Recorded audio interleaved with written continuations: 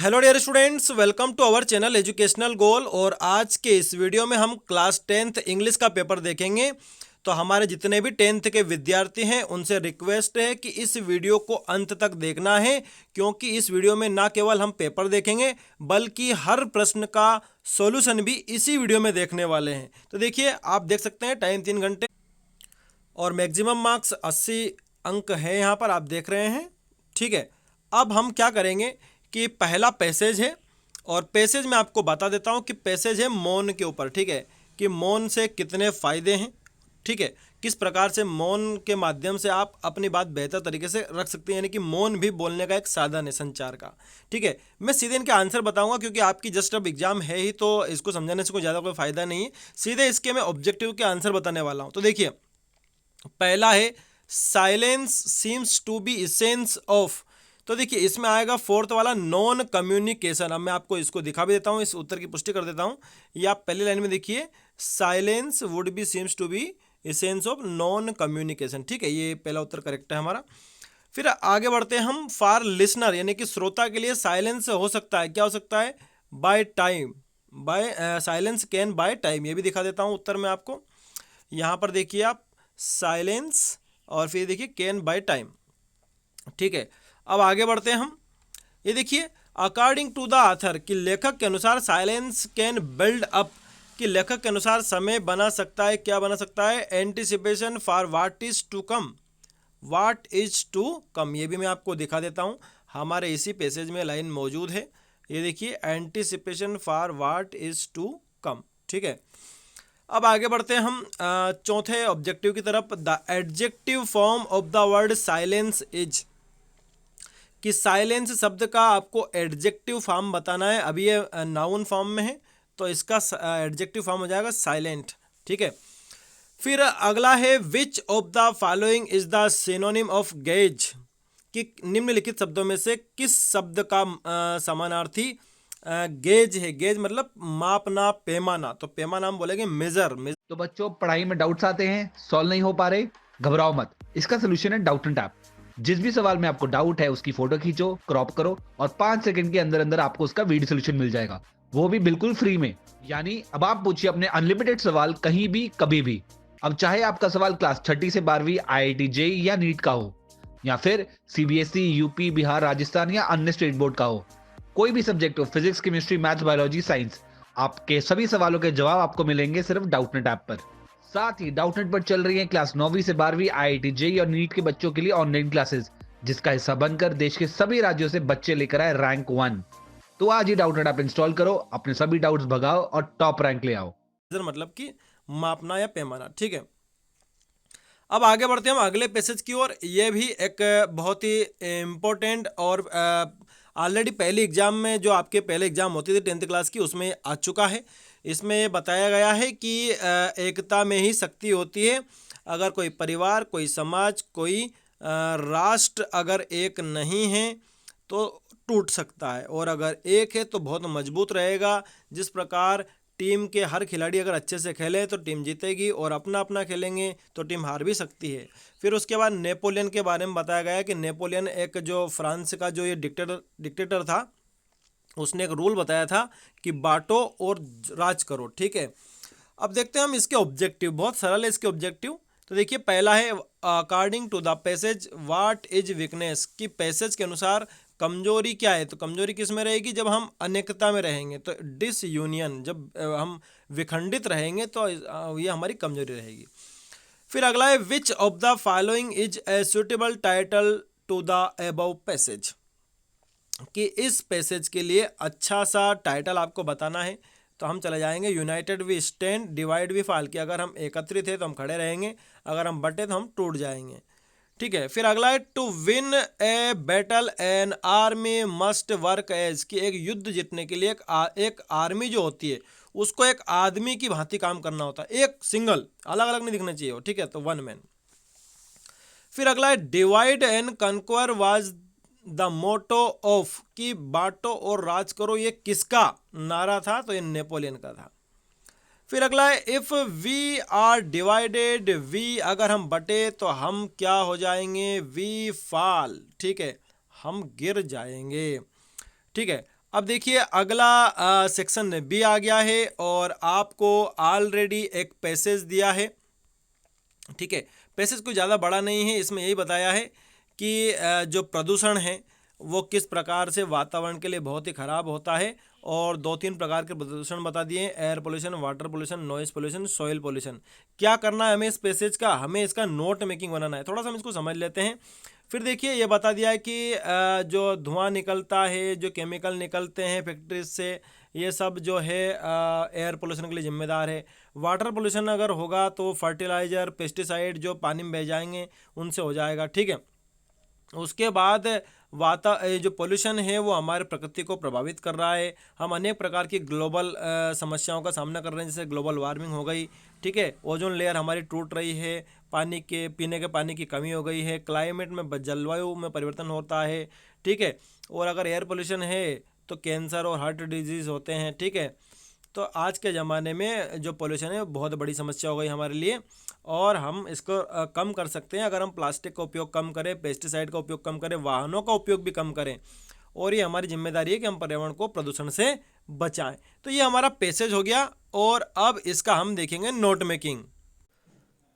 तो ये आप सामने देख रहे हैं, ये मैंने नोट मेकिंग तैयार कर लिया है और टाइटल दिया है pollution is the biggest environmental problem, ठीक है।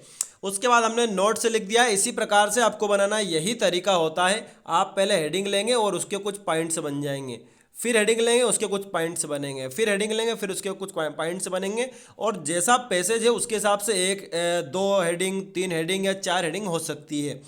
तो हमारा जो पैसेज है जिस प्रकार से भले ही छोटा है लेकिन जिस प्रकार से वो बटा हुआ है, ये 4 हमें इसकी हेडिंग बनानी पड़ेगी। तो हमने टाइटल तो मैंने आपको बता ही दिया कि pollution is the biggest environmental problem. अब उसके बाद पहली हेडिंग ली हमने कि ये पर्यावरण को प्रदूषित करता है। ये हमने बता दिया कि एयर वाटर नॉइज पोल्यूशन होता है और इससे पर्यावरण में असंतुलन उत्पन्न होता है। फिर कारण क्या है, तो ये सारे धुआं है, वेस्ट मटेरियल है, जो खतरनाक रासायनिक पदार्थ हैं, फर्टिलाइजर है, पेस्टिसाइड है, ये सभी हमारे वातावरण को प्रदूषित करते हैं। फिर परिणाम क्या हुआ, इसका परिणाम ये हुआ कि हमारे प्रकृति प्रभावित होती है, ग्लोबल वार्मिंग, ओजोन लेयर है उसका डिप्लेशन होता है, पानी की कमी, जलवायु में परिवर्तन, ठीक है। अब इसके बचाव क्या है कि आपको भैया क्या करना है, कम यूज़ करना है प्लास्टिक का, पेस्टिसाइड का, वाहनों का उपयोग कम करना है, ये सभी की जिम्मेदारी है, ठीक है। तो ये हो गया हमारा नोट मेकिंग, और इसी तरह आपको बनाना है और इससे आपको पूरे 4 नंबर जो होते हैं वो मिल जाएंगे, ठीक है। अब अगले क्वेश्चन की ओर हम बढ़ते हैं। देखिए अगला प्रश्न जो है एप्लीकेशन है, और एप्लीकेशन है ट्रांसफ़र सर्टिफिकेट की। आपके पिताजी का ट्रांसफ़र हो गया है, भोपाल हो गया है, ठीक है। तो ये तो आप सभी के पास होगी, नहीं भी है तो हमारे चैनल की प्लेलिस्ट है उसमें मौजूद है। इसके अथवा वाला मैं आपको बता देता हूँ। देखिए आपका नाम है राकेश मिश्रा, और आपके दोस्त मनीष को आप जो है अपने छोटे भाई की शादी में बुला रहे हो। इसको देख लेते हैं हम। तो ये आप सामने देख सकते हैं, ये आपका क्वेश्चन हो गया। मैंने फिर से यहाँ पर टाइप कर दिया है, और लेटर में सबसे पहले हम लिखते हैं एड्रेस, उसके बाद डेट लिखते हैं, और फिर हम कह रहे हैं डियर मनीष कि it gives me a great pleasure to inform you that my younger brother's birthday will be solemnized. और ये आपने तारीख वारीख बता दी, बिल्कुल सही है, कुछ भी आपको करने की जरूरत नहीं, बस इसको याद कर लीजिए कि आपको बहुत खुशी हो रही है अपने दोस्तों को बताते हुए कि आपके छोटे भाई का बर्थडे है 28 मार्च को, तुम आमंत्रित हो, मैंने सारे दोस्तों को बुलाया है, और तुम्हारी उपस्थिति इस खुशी को और भी बढ़ा देगी, ठीक है। ये पूरा आपका आंसर हो जाएगा आपके अगले प्रश्न के लिए। अब आगे बढ़ते हैं हम अगले क्वेश्चन की तरफ। देखिए अब अगला क्वेश्चन है, इस पे चलते हैं हम। देखिए क्या है, right an essay on any of the following topics in about 150 words. यानी कि आपको निबंध तो लिखना है लेकिन 150 शब्दों में लिखना है। और हमारे पास क्या क्या है topic, importance of games and sports है, वंडर्स ऑफ साइंस है। वैसे तो आप वंडर्स ऑफ साइंस का याद करते ही हो, तो वंडर्स ऑफ साइंस का निबंध हमारे चैनल पर डला हुआ है। निबंध की जो प्लेलिस्ट है इसे राइटिंग उसमें है मौजूद। फिर भी मैं आपको इंपॉर्टेंस ऑफ गेम्स स्पोर्ट्स वाला बता देता हूँ।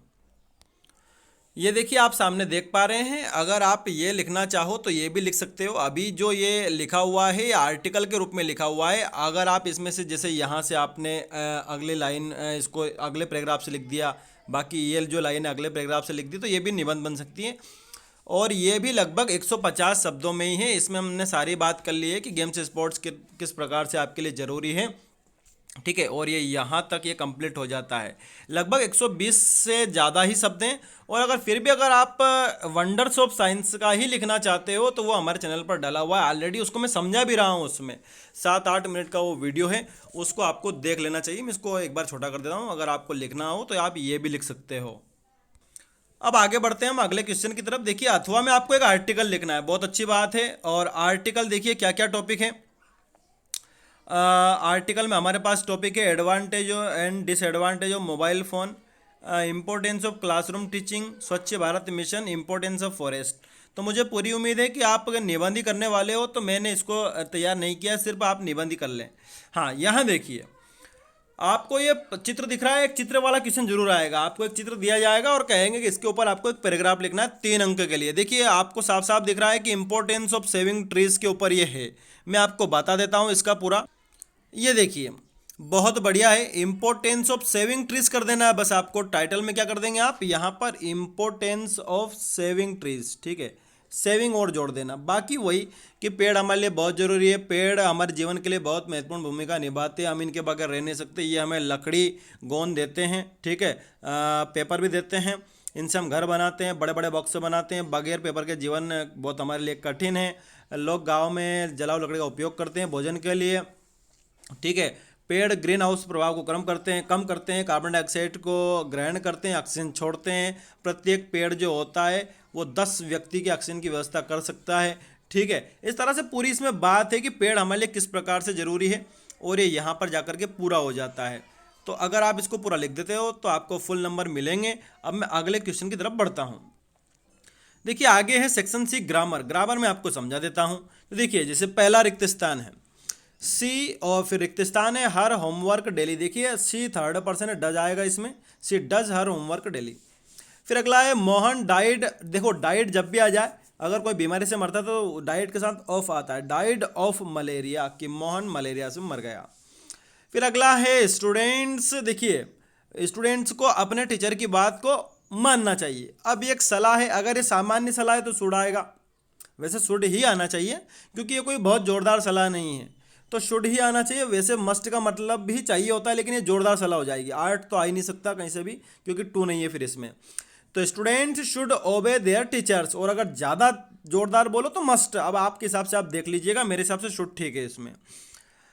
आगे बढ़ते हैं हम। देखिए मून, मून चंद्रमा, चंद्रमा आकाशीय पिंड है, आकाशीय पिंड के सामने दा लगता है तो इसमें आ जाएगा the moon walks slowly and silently, कि चंद्रमा धीरे धीरे चलता है। श्याम इज, देखिए अब आप तुलना कर रहे हैं सोहन से, तुलना में हम कंपैरेटिव डिग्री यूज करते हैं तो टालर आ जाएगा इसमें। Shyam is taller than Sohan. फिर अगला है रीता इज सिटिंग। अब देखो राधा और कविता दो है, दो के बीच के लिए हम बिटवीन का ही यूज करते हैं तो यहाँ बिटवीन आएगा, ठीक है। हमेशा दो के बीच में याद रखना बिटवीन, और दो से ज्यादा का अगर पूछा है तो फिर एमंग आ जाएगा, ठीक है। अब आगे डू एज डायरेक्टेड, इनको मैं आपको समझा देता हूं। देखिए पहला है आई डू माई होमवर्क, कि मैं मेरा होमवर्क करता हूं, ठीक है। अब इसका आपको क्या करना है, नेगेटिव बनाना है, तो क्या बन जाएगा I do not do my homework. इनको मैं लिखित में भी अभी आपको दिखाने वाला हूं सारे के सारे, पहले मेरे साथ समझ लीजिए। I do not do my homework. अगला है चिल्ड्रन रीड या रेड बुक्स। देखिए ये पास्ट इंडिफिनिट में भी जाता है सेंटेंस, और प्रेजेंट इंडिफिनिट में भी जाता है, तो मैं प्रेजेंट इंडिफिनिट से ही इसका पैसिव वाइज बना देता हूं। देखो बुक्स आ जाएगा, बुक्स बहुवचन है तो बुक्स आर, और रीड की थर्ड फॉर्म रीड ही होती है जिसको हम रेड बोलते हैं। Books are read by children यहाँ आ जाएगा, ठीक है। फिर अगला है Sohan is my friend, he is sitting at the last bench. तो सोहन हु इज, सोहन के बाद सीधा आप कहाँ पहुंच जाएंगे, यहाँ ही हट जाएगा, यहाँ पर क्या आ जाएगा हु। तो Sohan who is sitting at the last bench is my friend, ये हो गया रिलेटिव क्लॉज से जोड़ना। फिर अगला है इट इज रेनिंग, इसको आपको प्रेजेंट परफेक्ट टेंस में बनाना है, तो क्या बन जाएगा इट। परफेक्ट के लिए कंडीशन क्या है, हैज, वर्ब की थर्ड फॉर्म, तो रेन हो जाएगा रेन्ड, इट हैज रेन्ड। अब अगला है if you run fast you can catch the train. तो देखिए इफ के स्थान पर आपको अनलेस लगाना, आपने लगा दिया अनलेस, ठीक है। अनलेस यू रन फास्ट, यहाँ तक तो ठीक है। अब आपने अनलेस जोड़ दिया है ना, तो बाद वाले में आपको नॉट जोड़ना पड़ेगा, क्योंकि इसमें नॉट नहीं था, नॉट जोड़ना पड़ेगा। तो आप कहेंगे unless you run fast you can not catch the train, ठीक है। फिर अगला है Usha runs very fast she can win the race. तो देखिए उषा रन्स सो फास्ट, यहाँ पर वेरी के स्थान पर क्या आ जाएगा, सो, फिर डेट लगा दो यहाँ पर और बाकी पूरी बात ऐसे कैसे आ जाएगी। अब मैं इनको दिखा देता हूँ आपको। ये देखिए यहाँ पर सारे answer, I do not do my homework, books are read by children, Rohan who is sitting at the last bench is my friend, it has rained, ठीक है, unless you run fast you can not catch the train, Usha runs so fast that she can win the race. ये सारे answer बिल्कुल correct हैं, आप इन्हीं को याद कर लीजिए।